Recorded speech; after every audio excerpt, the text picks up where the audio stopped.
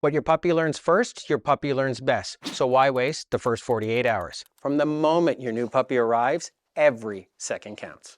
And these 3 skills are a great start to building the foundation for his training. I'm Instructor Rob. This is Pontiac Bandit. Welcome back to McCann Dogs. Often the most common struggle we see with our students is crate time for our puppies.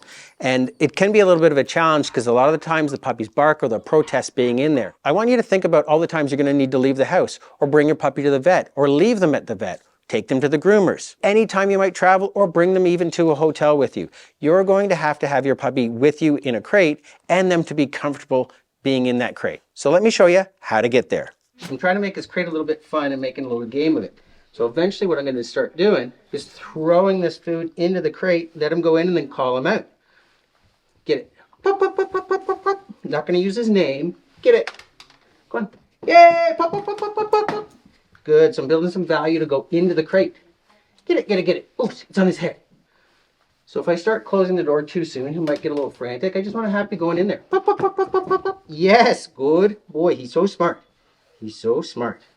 And if I wanted to progress a little bit faster, only thing I would do is throw it in there, pop, pop, pop, pop, slowly close the door. Okay, yes, good job. And I'm throwing in that okay too, just so he starts to hear. He doesn't know the word yet. Okay, yay, good job. I'll give him 3 or 4 treats for coming to me. Ready? Get it. Good. But it's not about any duration now. It's just about him getting comfortable going in his crate. Get it. Pop, pop, pop, pop, pop. And then he won't feel that he's trapped in there. That's why I'm calling him out like almost immediately after he gets a treat. Pop, pop, pop, pop, pop. Good going. So a couple things here. I've got that house line on here just in case he tries to escape. There's a lot going on around us for sure. And that way I can make sure he keeps quite close to me.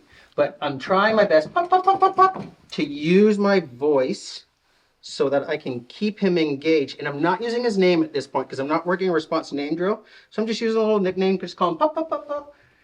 Just so he gets used to my voice and moving to me. Pop, pop, pop, pop, pop. Yay, good job. That's it. So again, if I needed that house line, I could just take it and secure him, but he seems really good right now. I'm quite confident. So this guy's currently enrolled in our Puppy Essentials program. If you want to find out more about any of our programs, click the link below. As you can see, Pontiac Bandit is quite food motivated, but I want to make sure he's interested in toys as well. There's only 2 types of toys your puppy should have: a chew toy and an interactive toy. And now I'm going to burn off some energy and work some tugging, and I'm going to work some trades with this too, but I'm just going to let him have a little fun, have him moving around, and I'm also actually working a little bit of handling at the same time. So where he's comfortable, me taking his collar, me maybe taking a paw, I'm just rubbing it. Yes, good boy. I'm just letting him get used to me.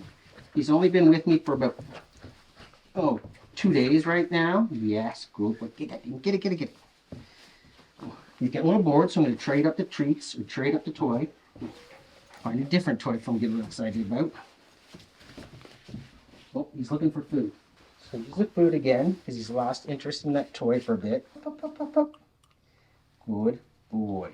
So I'm going to use the canned puppy toy and I'm going to put a little food in here. Get that thing. What is that? Get it. I'm just loading up the puppy toy right now. You can see that it's in there. Get it. Get it. Get it. And so he didn't have a lot of interest in it at first, but you see what I'm doing? I'm not kind of forcing it on him. I'm making it move like a little bit of prey. Yeah, that's it. There we go. And I'm giving him some interest in chasing it. Yeah. Good boy. Get that thing. Get that thing. Whew. But I still want him to engage with me, so I'm not going to let him just take that off and play by himself. Yeah, good guy. And I can give him a little treat out of it. Whew. Oh, he loves that puppy toy now. Ooh, and I can work a little trade if I need to. Yes, good boy. Ready? Get it. Okay, so I don't only just utilize my dog's tug toy, or what we call an interactive toy. And I never would leave my dog alone with this. This is why we do call it an interactive toy. This is something I will engage with my dog with all the time. But I do also utilize their chew toys. And I will interact with him with these. The cool part about the chew toy is I'm quite comfortable about leaving him alone in his crate with this as well. Now there's a couple other things I like to think about first. I get one that's much larger than the recommended size for my dog's breed. I want him to be able to chew down on it and really chew on it, but not break little pieces off with it.